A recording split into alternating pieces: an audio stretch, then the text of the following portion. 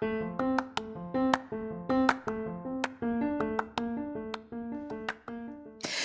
there, and welcome to the daily podcast where wisdom smacks us with kisses or love taps. I'm MichelleSpiva, a wisdom strengthening coach, your host, and practical priestess of wisdom. Mwah. Join us daily to gain wisdom and mental strength as we tackle innovative thinking, address emotional and behavioral life traps, and yes, provide you with some practical how to's to wrap it all up. So settle in or crank up the speed 2x, whatever gets your mental processes firing as we dive in. Stay tuned.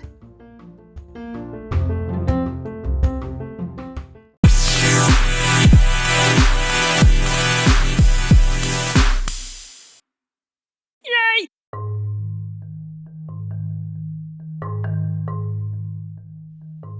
Hey, let me ask you a question.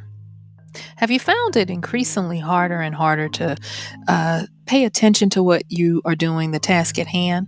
Do you find your mind wandering or even getting up and going into the other room to get something only to get there and forget what you were there for?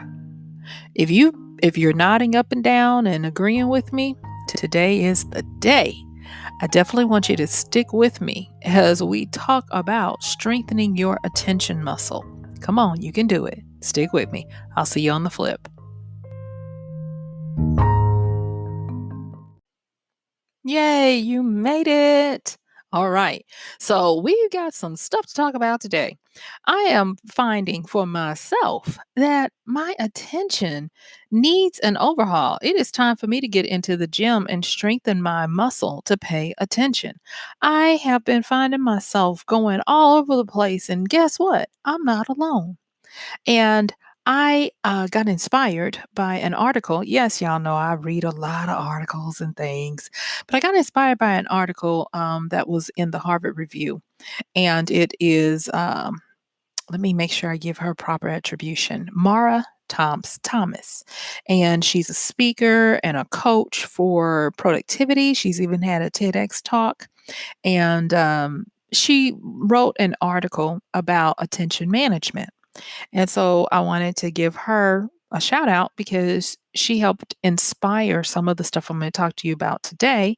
And when I was reading the article, it was just wisdom smacks all over the place of things that you know how you there are things that you already know, but when they come in a certain path or a certain recipe, they click in a different way. And that's what happened as I was looking at that. And it just so happened that it was one of my little trips through some I was supposed to be looking for something else and came across that article in the Harvard Business Review and I was like, "Oh, let me read it." But it tended, it worked out. And I'm going to touch little bit on what she was saying and of course give you some wisdom smacks. So let's get into it. So the first thing is the way she defines attention management is your ability to control distractions, your ability to be present in the moment, find your flow, and maximize your focus to unleash your genius. For many of us, our attention management is the main ingredient we need to, for a lot of people, remain gainfully employed, for other people to keep guilt of underperformance far away. For all my perfectionists and worthiness people out there, he is looking at you. Wink, wink. And it also can be the very difference between, for some people, a healthy mind and a depressed mind, because there are there are things that we don't realize are important to us. But let me ask you this. When's the last time you had like a to-do list and not necessarily written down, but there are many things that you knew you wanted to get done or needed to get done and you got them done. And especially if you got them done in the time span that you wanted, you are probably just, realizing, yeah, don't you feel good? Don't you have this sense of accomplishment? Don't you have this sense of a boost to your confidence in who you are? And if you don't, it's okay. But for the most part, most people, when you get done what it was you set out to do, there is a reward that is internal that no one can take away from you. And that's the great thing about it. And for a lot of us, it's getting to the point where those rewards are far and few between. And it's not necessarily our fault, but we have some culpability in it as well in the way we have set up to do things. There is this issue that we have where we always want to make sure that we are Johnny on the spot and that if somebody else is needing something from us, we tend to lose our focus and lose our priorities to jump right on that. Lest anyone say that we are not good at what we do, that we are not attentive, that we are not providing good customer service. And so we end up falling into a hopeless cycle of lost priorities and having reactionary, um, um, just not reactionary, just being reactive all the time on defense, playing defense. And it's no fun and it's got to stop. And so I was quite pleased when I happened up on this article because I had already been making some notes. And let me go on and talk with you a little bit about some of the wisdom smacks that I have been, getting and bringing in a few of the things that I got as I was reading what Miss Thomas had to say as well. And so, one of the things that I really wanted to make sure that I get out, if nothing else, I wanted to get out that we have to realize that we have a whole bunch of unrefined thoughts that we play with daily. And most of the time, we don't realize that when we are needing to be attentive, when we're needing to focus and prioritize, we are going to be confronted with the unrefined thoughts, the unrefined um, ideas that are rough. And I know I was guilty of this. I was guilty of when I needed to focus and pay attention, I wanted everything to come out, you guessed it, totally polished, totally refined, and ready to go. And it was when my quote unquote thoughts were all over the place and I had to try to shave them, polish them, reassemble them, break them down, make them make sense to not only me, that I would get frustrated. And not only would I get frustrated because of dealing with how thoughts and ideas normally come unrefined, but and on top of that, all of the things that we take for granted that we're supposed to do, we're invading. Whether it was email or direct message notifications on myriad devices. I don't even have Facebook on my phone, but I have it on my desktop because I run groups in Facebook and I have people reaching out. Even though I tell them, no customer service issues there, they still tend to do that instead of hitting up my help desk and, I have DMs in my Instagram, and it's like, "Oh my goodness." And like I said, we are trained to be little hopping bunnies whenever somebody says, "I need this," or "I need that," because people, they say they understand, but if you don't get back to them or acknowledge that you've gotten something, then yap, yap, yap, yap, yap, they didn't do this or this, that, I didn't like how you ignored it or whatever. And it gets to be a bit much.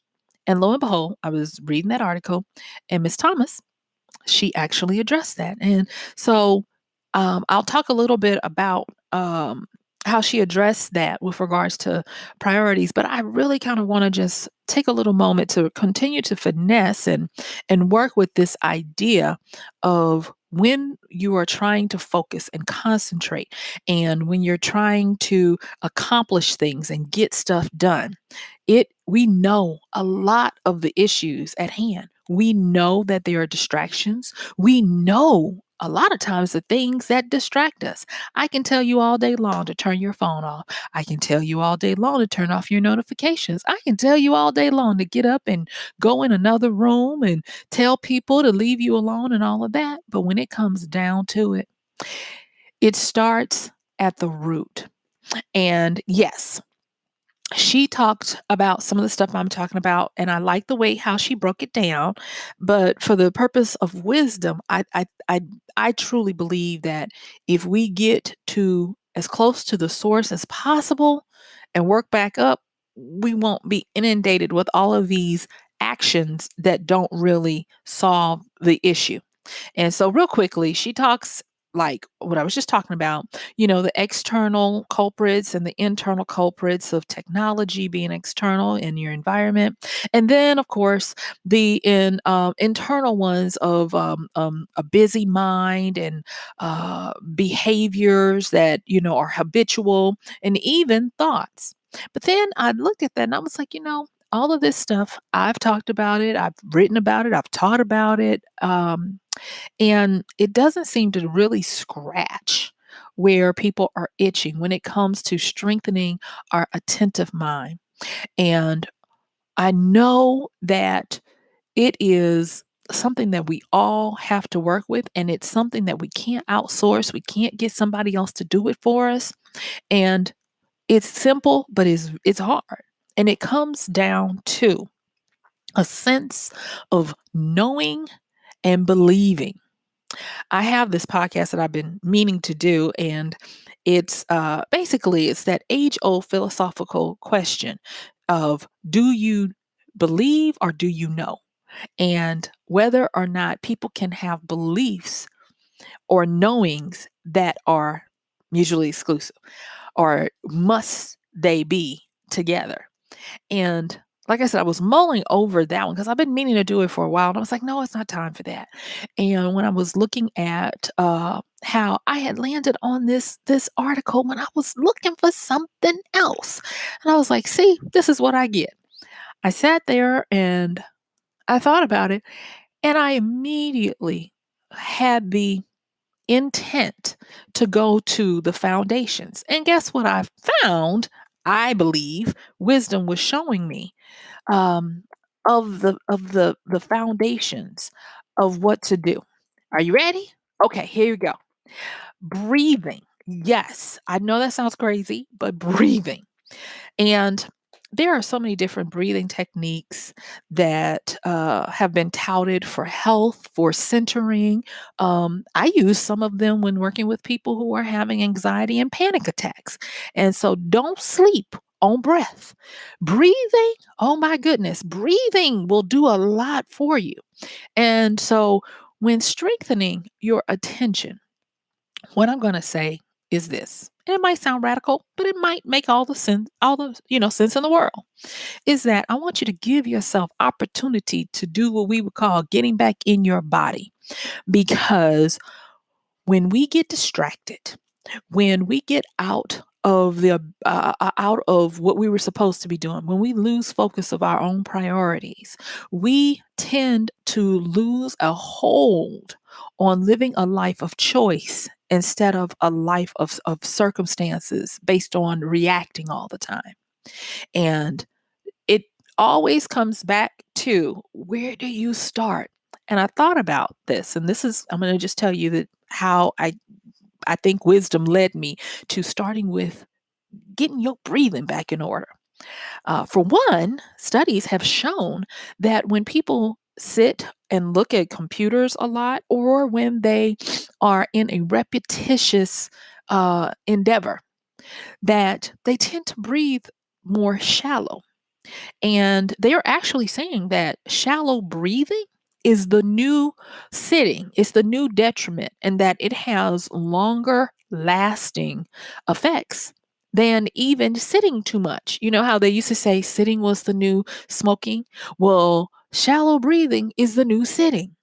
And when you deprive your body and your mind of enough deep breaths, you are defenseless when it comes to both internal and external distractions and impediments. When your mind starts racing and you go off into daydreaming, and when you are dealing with behaviors that have run amok and are out of control, one of the best things that you can do is, you guessed it, get back into your body with some good deep breathing. So I'm going to give you a quick little breathing exercise that I don't even have to show you. It'll make sense when I say it. And it's part of the pranayama breathing technique of bringing in the breath and letting it sit and then allowing it to ease out, not forcing it out, but allowing it to ease out and doing it in a certain amount of cycles so that your circadian rhythm and your sympathetic and parasympathetic systems of the body come back in line. It will help you. It will help you to start working on reoxygenating your blood, help you to flush out a lot of the toxins of the neurotransmitters that have been bouncing around in that sludgy blood that you have dehydration from lack of deep breathing and good proper oxygenating. And I just need you to understand that this is so simple, but it is one of the most difficult things for people to be mindful of to do. So, with this breathing, I want you to take in five beats and hold it for 5 beats and then release it for 5 beats. And I want you to do that for a cycle of at least, if you can, at least 6 times.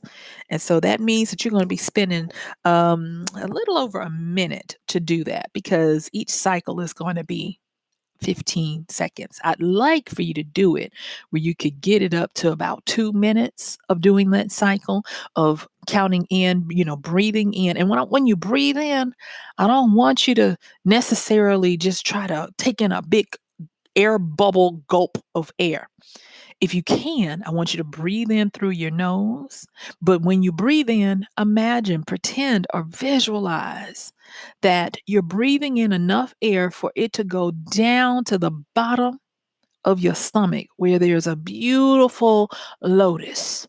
And you're trying to bring in enough air for the lotus flower to open up fully. And then holding it, imagining that that lotus flower is benefiting from all that air that you've just taken in, and then allow the air, after your 5 seconds of holding it, allow the air to gently release out of your mouth, not forcing it, but for about 5 counts. So that whole repetition should come to about 15 seconds. And like I said, if you can, please do at least 6 of them. That will be about a minute and a half. But if you can push it to 2 minutes, all the better. And what will start to happen is you will start to get a sense of well-being. You will start to feel more settled and solid in your body.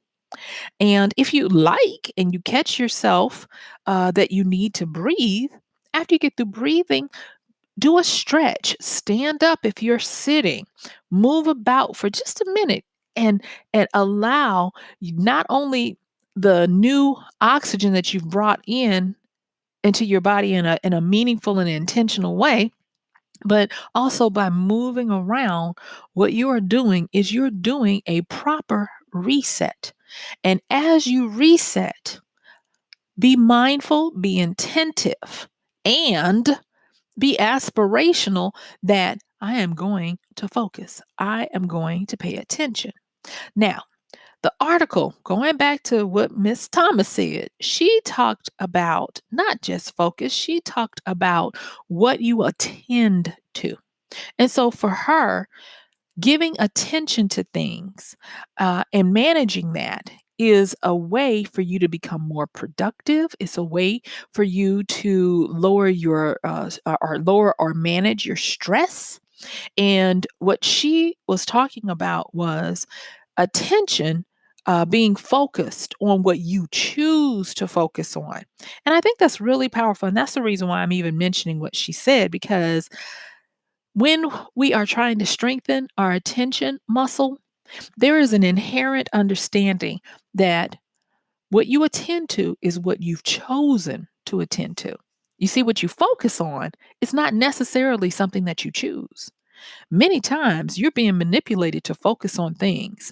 And Seth Golden uh, actually said, he said that we hear what we focus on.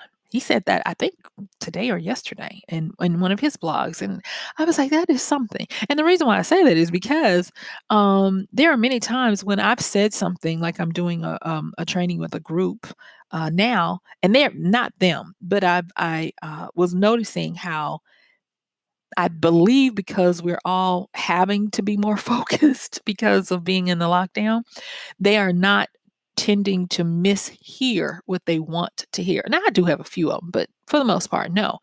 And it's because when you live this revved up life where you're constantly running, constantly trying to fulfill everyone's need, and this part too, constantly trying to be right because it's detriment on your reputation if you're wrong, you tend to focus on what makes the loudest noise.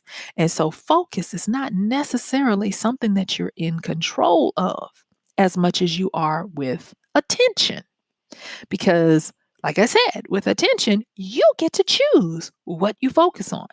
And so, strengthening your attention muscle means that you're going to strengthen your ability to not only choose, but to choose well, because that's another thing that gets us. Some people are really great at their attention, but they choose horribly. I think about some of the times I've observed teenage behavior, and they have an ability to focus and give attention to what they want, to the dismay of their parents and everyone else. But because their little brains are still trying to grow, their hemispheres of the brain are still trying to separate, their attention and focus is on the wrong thing. And it takes some time for them to grow and for them to understand it. But I've always wondered, what is it between when they can focus on a video game or whatever it is that entertains them, their phones or texting or whatever, what happens between that time and when they get, to around 25, 26, when they start battling with attention, just like the rest of us? Those are the things that I'm very curious about when I think about it.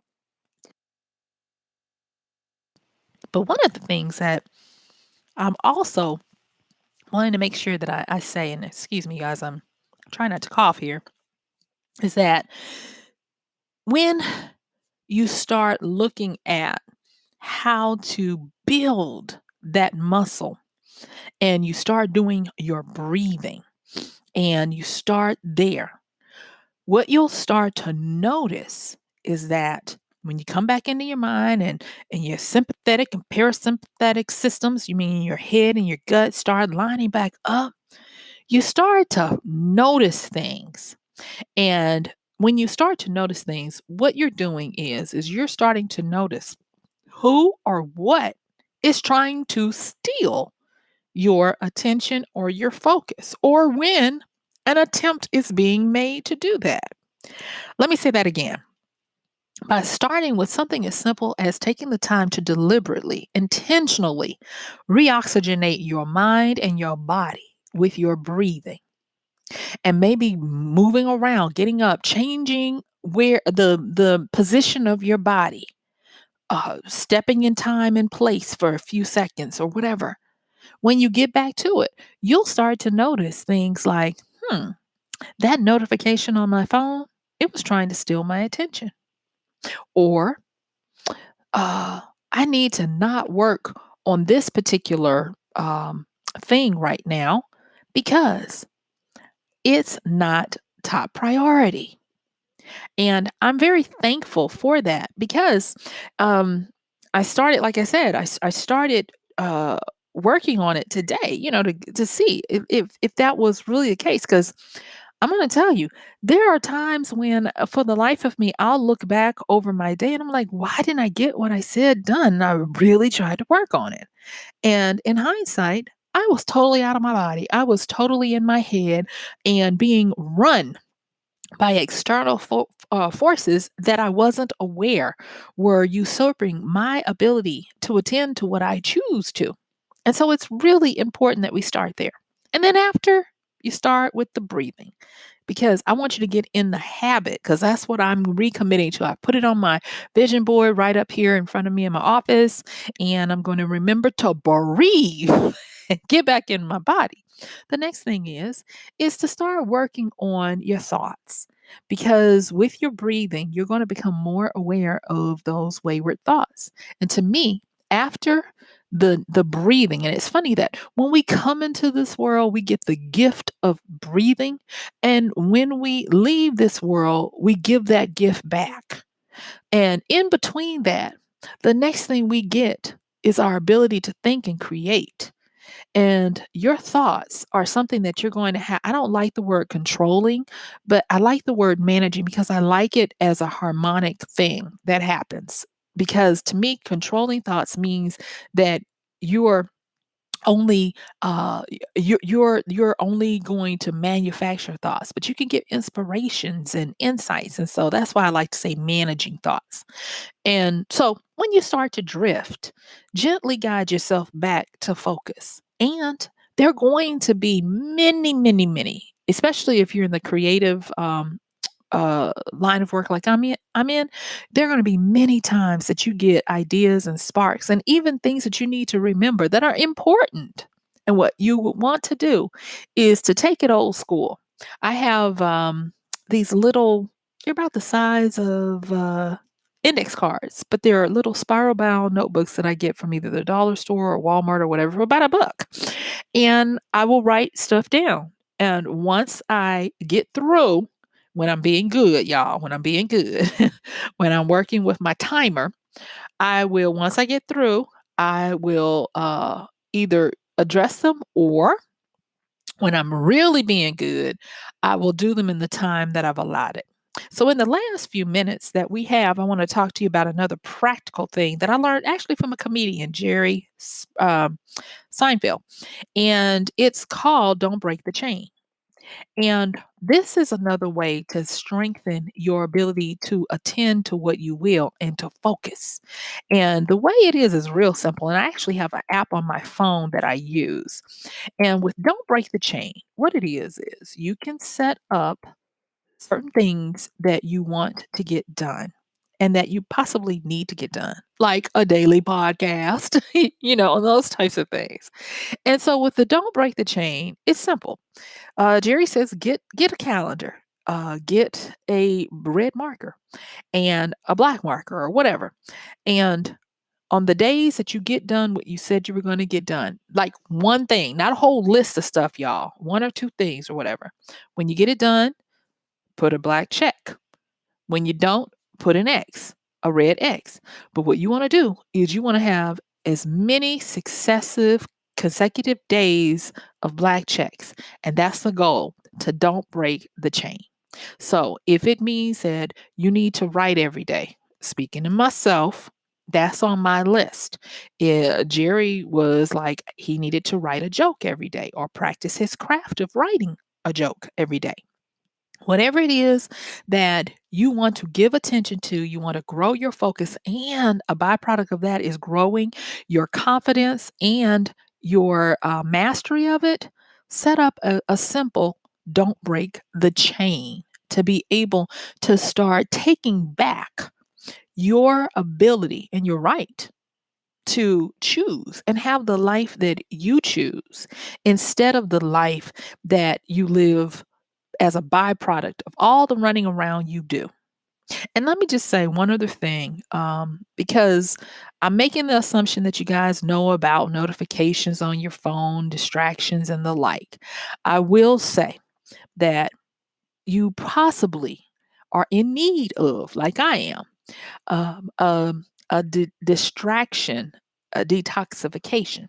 Most people say, "Oh, I'm taking a social media fast or whatever," and they still don't realize that it's not just the social media; it's the act of being distracted and giving up your right to say no to a distraction. And so it's more so that if you're going to try to identify your distractions, I'm not saying that you necessarily want to do it this way, but instead of saying, "Oh, I'm going to fast from social media," instead say, I'm going to manage when I look at my notifications, when I get on social media, and what I do. And then the other thing, if you are in a position like I find myself where I have to provide customer service for people and I have to, get them things, start to manage that. One of the greatest things I did was in my little help desk, when people send me something, if they go through the help desk, it tells them, please give 24 to 72 hours to get back to you. Your request has been received. And normally I get it done within 12 hours, but it gives me time to not be spazzing out and freaking out, depending on if I've got a lot of stuff happening or if not, because it helps me to manage expectations. Because that gets to me. It really does. And I don't know about you, but I know a lot of people, we actually are engaged with people and it will get to you. And not for nothing, I want you to understand that this is going to take time. Do not try to go all in, all or nothing.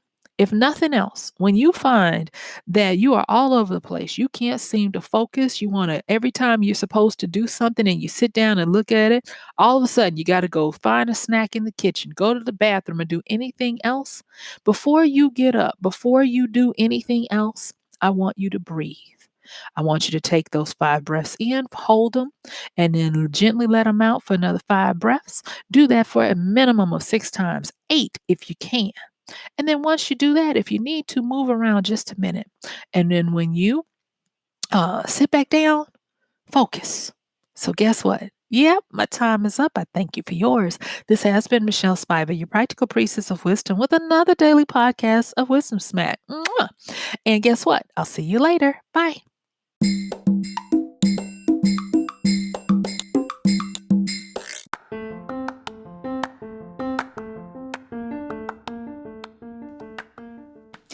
And that's going to do it for today's podcast of Wisdom Smack with MichelleSpiva.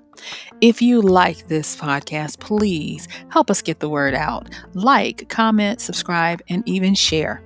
And if you really like it, please help us continue to get the word out by considering using this show's link for Amazon. So when you want to go to Amazon and you do all of your general shopping, please use MichelleSpiva.com/AMZ. It's simple as that. It doesn't cost you anything extra, and this show might receive a little bit of commission that will go towards helping to further get these episodes out to you and to others. So thank you so much for listening. This has been MichelleSpiva with Wisdom Smack. Bye.